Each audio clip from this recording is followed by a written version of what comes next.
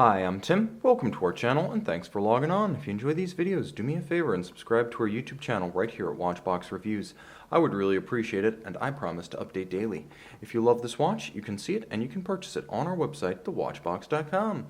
And today we discuss a fascinating offering from Hublot as part of its partnership with Richard Orlinski, the man who crossed rock candy and gorillas in Gene Splicer. This is the Hublot Classic Aerofusion Chronograph Orlinski Blue Ceramic, a combination of ceramic and rubber. The watch is a 2018 limited series of 200 pieces, and perhaps the most intriguing thing about the watch isn't its shape, it's that matte blue ceramic.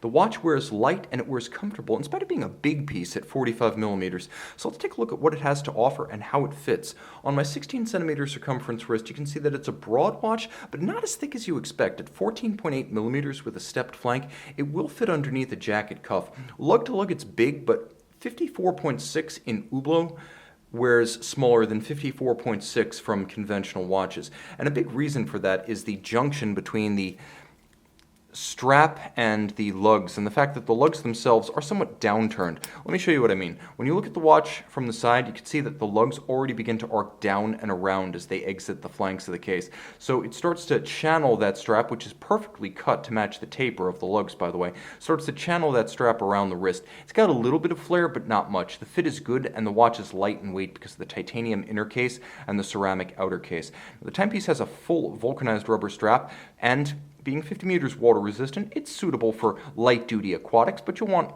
a little bit more water resistance for anything involving a high dive or rebreathers. The clasp, however, is sports style with a combination of ceramic and blackened steel twin trigger release, so this one cannot accidentally pop open. Hublot H pattern internal chassis, and as you might have seen briefly at the beginning of the video, I had this one tucked in. You actually put the strap underneath the clasp, so once sized, it sits underneath the strap. There are no mitre loops, there's no excess length flapping in the breeze. It's very clean. Jumping back to the case, the use of ceramic doesn't surprise at this point. What surprises is the use of matte ceramic. As you can see, it has a wonderful anti-reflective quality that's dramatically juxtaposed to the gem-like faceting of the case. You expect them to glisten and gleam. Instead, they glow warmly. It's a cool look. And I do mean that in the sense that it has a little bit of a calculated austerity to it, and I just can't get over that in an Hublot. It's also an interesting series of forms. If you're familiar with the artist's work, then you realize that this is more than just a naming convention in his honor. There is a real transfer of style from artist to manufacturer here, and it's a nice showcase for Orlinski's design ethic in a watch form. Not every Hublot special edition with a celebrity ambassador works out thematically consistent. This one is spot on.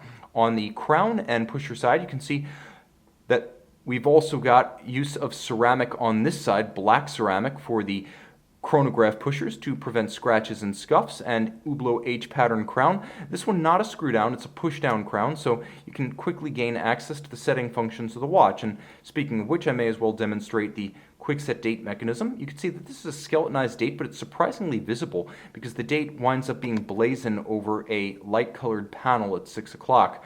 So the minimalist dial suddenly becoming very visible once you start talking about the calendar. In all other respects, though, the dial is best viewed off-axis because then you see the reflective quality of the cantilevered and faceted hour indices as well as the polished Dauphine-style hands at center.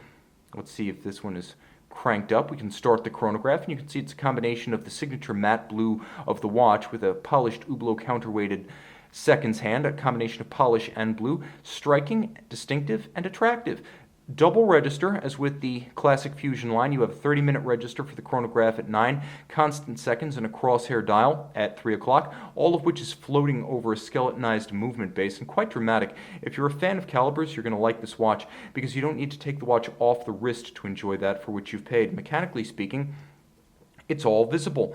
Caliber HUB1155, but we're going to call it what it is. It's an ETA 2892A2 in high grade, and I know this because when I pull the crown out, I notice a chronometer style balance, which I did not expect on an Hublot, but yet there it is. Now, modular chronograph, let's be honest, it's a Dubois de Praz chronograph module on top of an ETA 2892 base, automatic winding, 28,800 vibrations per hour, hacking seconds, and a quick set date, and Also boding well for precision, this watch retains the Edicron of the standard caliber, so any second-year watchmaking student worth his salt should be able to regulate this thing to run chronometer. A timepiece that has a lot going on. If you're into style, if you're into wrist presence, and if you're into offbeat art, this is a pop art sensation for your wrist.